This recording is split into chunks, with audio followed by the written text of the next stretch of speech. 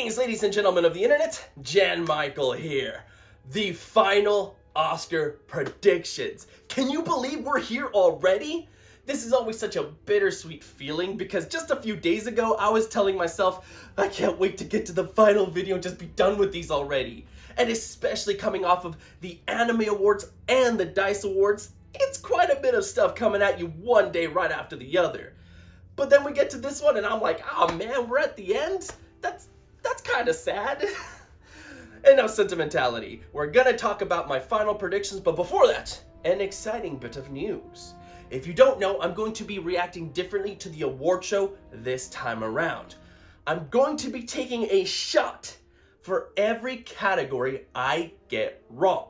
And as you all know, there's a lot of categories, so if I'm not careful, I'm gonna be in serious trouble. But hopefully that's not gonna be the case. So let's jump into those final predictions and find out.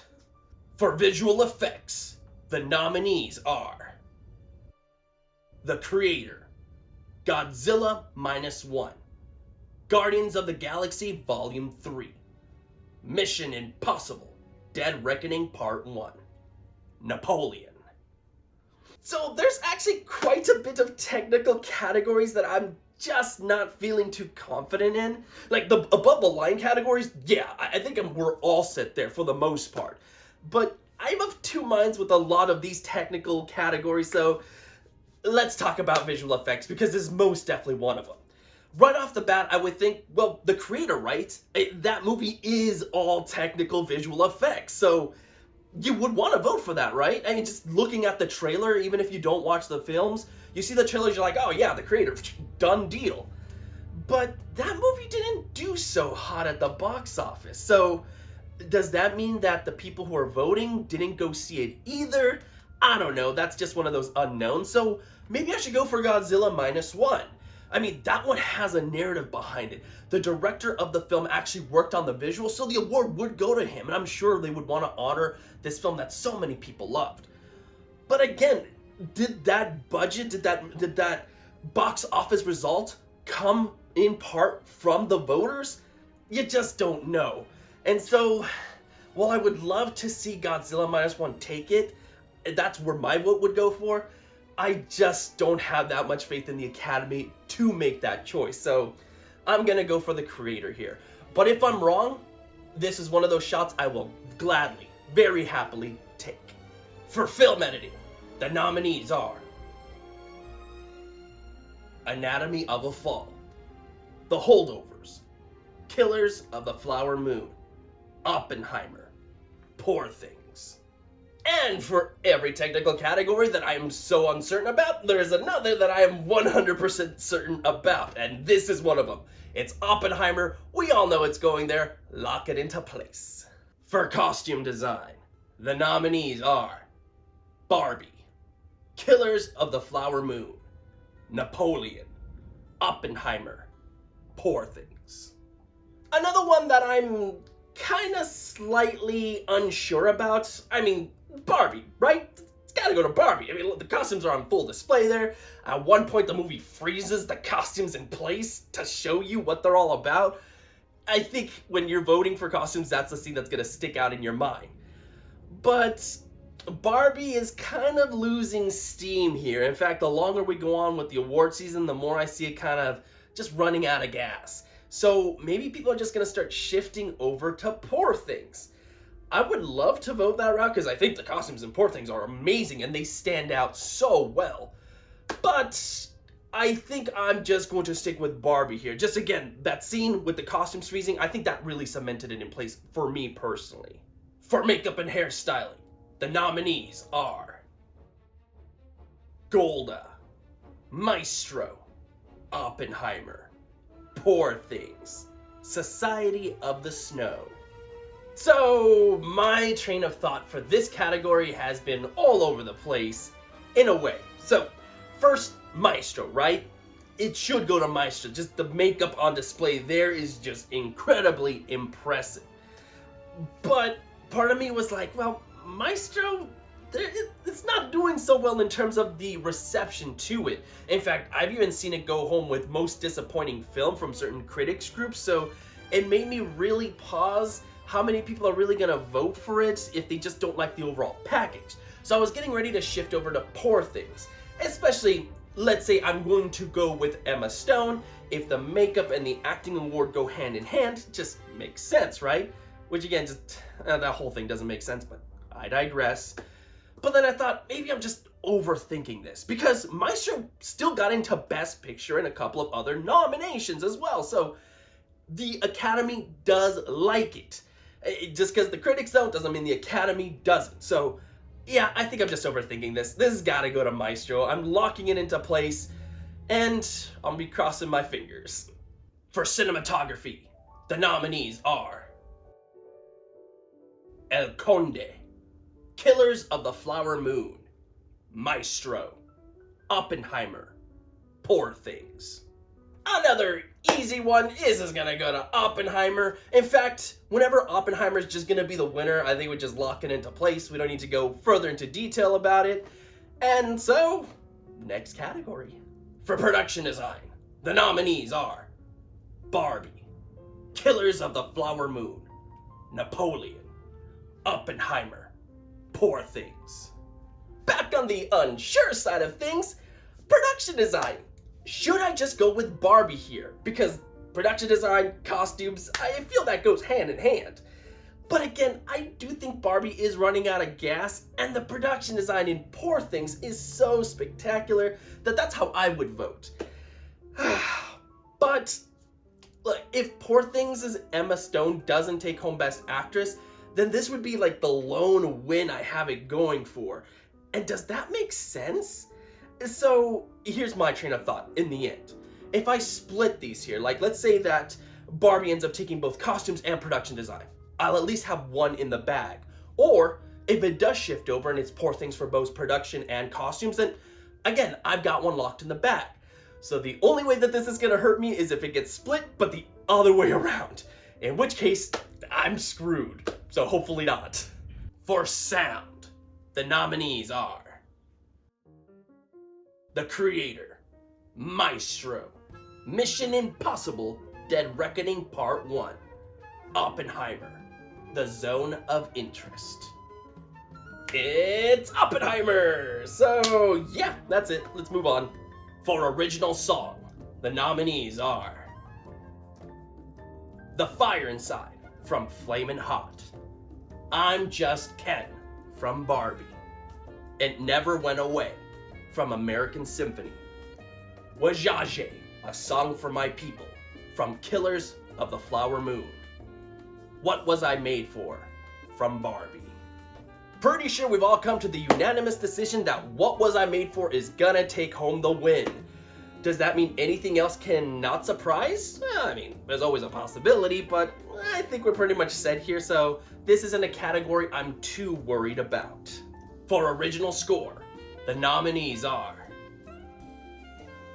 American Fiction, Indiana Jones and the Dial of Destiny, Killers of the Flower Moon, Oppenheimer, Poor Things. Once again, another win for Oppenheimer. Though out of all of its categories that I do think are locked in, this is probably the least locked in my mind. Like, I could see maybe like just a shocker win for Killers of the Flower Moon, but it's not likely. This is like 99.9% Oppenheimer. For animated short, the nominees are Letter to a Pig, 95 Senses, Our Uniform, Pachyderm, War is Over, inspired by the music of John and Yoko. Pachyderm, right? Yeah, I remember I was saying pachyderm, but that was incorrect. And then the guy said it while doing the who fucking cares? The shorts this year are actually pretty tough to predict. With the animated ones, I hear there's 3 that are on people's mind. War is Over, 95 Senses, and Letter to a Pig. Now, out of those 3, I love 95 Senses. That one I think definitely should go home with the win. A lot of people, I think Gold Derby as well, are thinking it's going to go to War is Over. If it does, I don't know. It's not going to be like a bad win, I think. I think 95 Senses is just so strong. And these shorts are never perfect in terms of how people predict, so you know what? I'm gonna stick with 95 Senses just because that's the one that I truly want to see home with the win. For live action short, the nominees are The After, Invincible, Night of Fortune, Red, White, and Blue, The Wonderful Story of Henry Sugar. Oh boy, this one's probably the toughest of the three shorts. So, I want to say The Wonderful Story of Henry Sugar, but here's the thing. Just because there is somebody famous in your movie, and this one has a ton of them, doesn't mean it's going to go home with the win. So part of me thinks this is not how Wes Anderson's going to get his Oscar. But, I mean, this is just such a big one. Like, again, yes, what I just said is true. Just because you got somebody famous doesn't mean it's going to go on to win. But my God, does this one's stacked. The director is known, the actors are known. So maybe this is just the rare exception that just pushes it over the edge. If it doesn't, I hear Red, White, and Blue is a good, strong possibility. That one wouldn't be a bad win. I really liked Invincible. That one's my favorite of the shorts, but nobody's talking about it, so I ain't going that route. And then part of me thinks maybe we'll just see The After win, which that one would be a shame. That one's just emotional manipulation. I don't like that one. But whatever, we'll stick with The Wonderful Story of Henry Sugar. There's just something about it that makes me think this is gonna go home with the win, but I really am just unsure here. For documentary short, the nominees are The ABCs of Book Banning, The Barber of Little Rock, Island in Between, The Last Repair Shop, Nai Nai and Waipo. As is the running theme here, there is 3 films that people are talking about that could potentially go home with the win. The ABCs of Book Banning, Nai Nai and Waipo, and the one that I'm voting for, The Last Repair Shop. Out of all of these, I think unanimously everybody says, The Last Repair Shop is by far the best, and I completely agree. But yet, it's just not locked in place. Like, some people are thinking maybe Nai Nai and Waipo, just because it's such a sweet film. It's not really saying anything important, if you will. It's not letting you know about an issue, but it's just a sweet short. So why wouldn't you go for just a nice, sweet short sometimes? And then the ABCs of Book Banning, I think is interesting. I don't know. I wanted more out of that short, so I really wouldn't want to see that one go home with the win. But yeah, I'm gonna stick with The Last Repair Shop. I do think this is the best out of the 5, and it should go home with the win. And just enough people have said that as well, that I think this is the safest of the 3, or the one that I'm feeling most confident in anyway. For documentary feature, the nominees are 20 Days in Mariupol, Bobby Wine, The People's President, The Eternal Memory, 4 Daughters, To Kill a Tiger. As of the moment of this recording, I have not seen To Kill a Tiger yet. I believe it is streaming, so by the time you watch this, I probably will have watched it, or who knows, maybe I'm watching it as you're watching this. But regardless, it doesn't matter. This is gonna go to 20 Days in Mariupol. I think it's the one that has been on people's constant mind throughout the year. I mean, there were others, but they didn't make the lineup, so by default, I think this one's gonna go home with the win. It does have something important to show and to say, so I think just by that alone, it should probably go home with the win, but I don't think it's 100% guaranteed.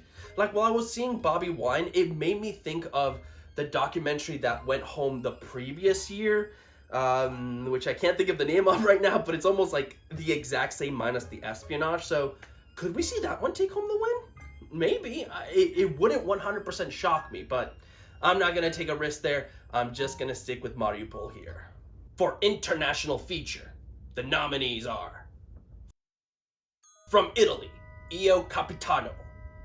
From Japan, Perfect Days. From Spain, Society of the Snow. From Germany, The Teacher's Lounge. From United Kingdom, The Zone of Interest. The only 2 films I'm missing in this area is Io Capitano and The Teacher's Lounge. Now, The Teacher's Lounge is available to rent, so once again, by the time you're watching this, I will have seen The Teacher's Lounge. But Io Capitano seems to be that one movie that's going to elude me. I don't think I'm going to get a chance to watch it at all before the Oscars, which is a shame. I will definitely seek it out even after the show is over, but without a perfect score, I'll be one down, which is frustrating. Regardless, again, doesn't matter. The Zone of Interest has got this in the bag. If it doesn't win, that'll probably be one of the biggest shocks of the night. We'll probably all unanimously explode out of pure shock. For animated feature, the nominees are The Boy and the Heron, Elemental, Nimona, Robot Dreams, Spider-Man Across the Spider-Verse. The Boy and the Heron or Spider-Man Across the Spider-Verse? I'm gonna go with Spider-Man. I mean, personally, I do think that is the best animated feature of the year, but if this was Hayao Miyazaki's final film with The Boy and the Heron, I could definitely see voters more swayed to just give him the win, just because that movie is very well liked and loved, and they would want to honor him one last time. But the fact that he's not in retirement, as he tends to do, I don't think they're going to want to give it to him now. I think they're going to wait. They want that magnum opus. This is good. It's just not that magnum opus. So I think that's ultimately what's going to hurt him here. And so Spider-Man, which I do think is the most deserving win. For adapted screenplay, the nominees are American Fiction, Barbie, Oppenheimer, Poor Things, The Zone of Interest. Gotta go with American Fiction here. I think the movie's been doing incredibly well these last couple of weeks with all of its wins. The only thing that's causing me to pause is we have not seen it go head-to-head with Barbie yet. Barbie's just been an original this entire time, so could it being adaptive prove to be the superior pick? Don't know. But again, going back to what I've said, I do think Barbie is running out of steam. American Fiction is picking up steam, so I'm gonna go this route here. For original screenplay, the nominees are Anatomy of a Fall, The Holdovers, Maestro, May December, Past Lives. Anatomy of a Fall. I think this one's got it in the bag. Could we see a surprise? Of course, there's always a possibility of that, but I think that would be taking a risk, which I'm not gonna do. Anatomy of a Fall for the win. For supporting actress, the nominees are Emily Blunt from Oppenheimer, Danielle Brooks from The Color Purple, America Ferrera from Barbie, Jodie Foster from Nyad, Divine Joy Randolph from The Holdovers. Divine Joy Randolph, the done deal. Done. Let's move on to the next one. For supporting actor, the nominees are Sterling K. Brown from American Fiction, Robert De Niro from Killers of the Flower Moon, Robert Downey Jr. from Oppenheimer, Ryan Gosling from Barbie, Mark Ruffalo from Poor Things. Robert Downey Jr., done deal, we're set. Come on, let's just move on to the next one. For actress, the nominees are Annette Bening from Nyad, Lily Gladstone from Killers of the Flower Moon, Sandra Hüller from Anatomy of a Fall, Carey Mulligan from Maestro, Emma Stone from Poor Things. The most exciting award of the night, because there's still some fight left in this one. Is it going to Stone or is it going to Gladstone? I don't know. If I'm gonna be playing it smart, SAG has like a stupid, crazy track record of getting these right, so I should go for Lily Gladstone. And it makes sense. They're gonna want to honor her here. It would be a record win. It would be a one for the history books. I think the Academy loves those type of narratives. But there's no denying that Emma Stone gave the performance of the year, and she's been getting her wins. So I don't think she's out of the running at all. Now, I know some people have compared this to last year, and so this is probably just a mirror of that, but I don't think so.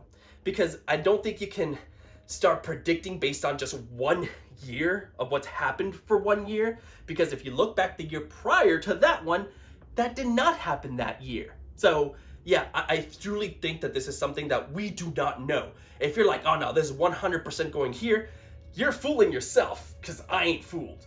I do not know, you do not know. I'm gonna go for the performance that I would vote for in this one, just because I have nothing else to go off of. I'm gonna go with Emma Stone. I do think she gives the performance of the year. I would love to see her win, but if Lily Gladstone takes it, I don't think it's a bad win. I'll be very happy for her. But yeah, for my vote, for my prediction, I'm gonna go with Emma Stone. For actor, the nominees are Bradley Cooper from Maestro, Coleman Domingo from Rustin, Paul Giamatti from The Holdovers, Cillian Murphy from Oppenheimer, Jeffrey Wright from American Fiction. Cillian Murphy, done deal. Yep, we can just move on to the next one. For director, the nominees are Justine Triet for Anatomy of a Fall, Martin Scorsese for Killers of the Flower Moon, Christopher Nolan for Oppenheimer, Yorgos Lanthimos for Poor Things, Jonathan Glazer for The Zone of Interest. Christopher Nolan, done deal. Yeah, we can just move on to the final category here. For Best Picture, the nominees are American Fiction, Anatomy of a Fall, Barbie, The Holdovers, Killers of the Flower Moon, Maestro, Oppenheimer, Past Lives, Poor Things, The Zone of Interest. This is going to Oppenheimer. It is a done deal. We have really no surprises left in this category. Once again, we would all just self-combust if it just went to anything else. We'd just be completely flabbergasted. So I don't think that's gonna happen. That would definitely that would make the night very memorable, actually. I'm not gonna hold my breath on that. But let's slow it down before we end the video, because I do like to go over how many nominations each one have and what, if anything, would surprise if it will. First and foremost, your underdog, Past Lives, only has 2 nominations, Best Picture and the original screenplay. Could it win either? Definitely not Best Picture. Screenplay, I don't think is 100% out of the books, but it's just not very likely. So again, wouldn't hold my breath on that one. After that, you actually have a tie for 5 nominations for all these films, and that's American Fiction, Anatomy of a Fall, The Holdovers, and The Zone of Interest.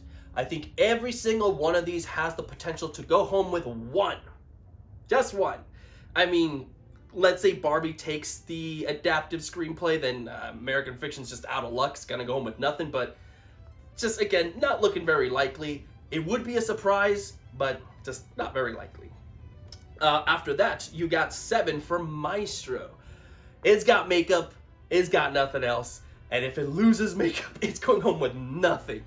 So there's that for you there. All of these are kind of on the precipice of like not getting any.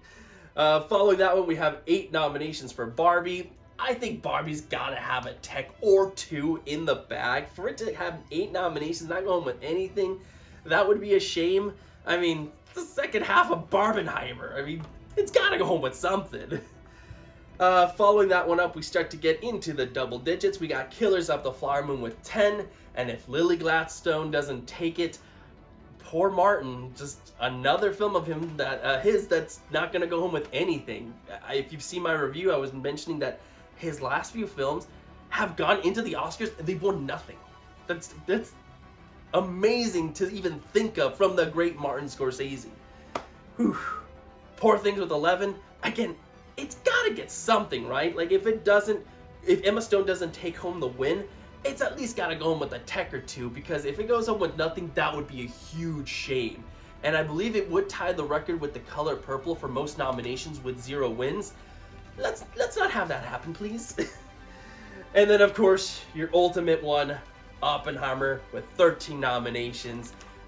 It's it's gonna be your big winner. Not just in how many it's gonna win, but for the big prize. It's locked into place. And ladies and gentlemen, that's all I got. But what do you guys think? Am I right on the money with my predictions? Am I out of line? Am I gonna take in a shit ton of shots? You'd like that, wouldn't you? Wouldn't you? Anyways, if you haven't done so, guys, go back and see my reviews. They're really quick reviews. I just give my overall thoughts. I even give it a score, all that fun stuff. And then come back the next day because the Oscars are here. In fact, I hear them pulling up right now. I'm excited. You're excited. I will be putting up my reactions the day after as long as I haven't died of alcohol poisoning. So yes, stay tuned for that. And of course, guys, I will be taking my yearly break because, good Lord, just putting one video out after another is tiring. It's very draining. So I need to recharge my batteries, but I promise you I will be back after that one. Let's not get to that just yet, though. Let's get to the Oscars first. Until next time, everybody, stay safe out there and have a good one.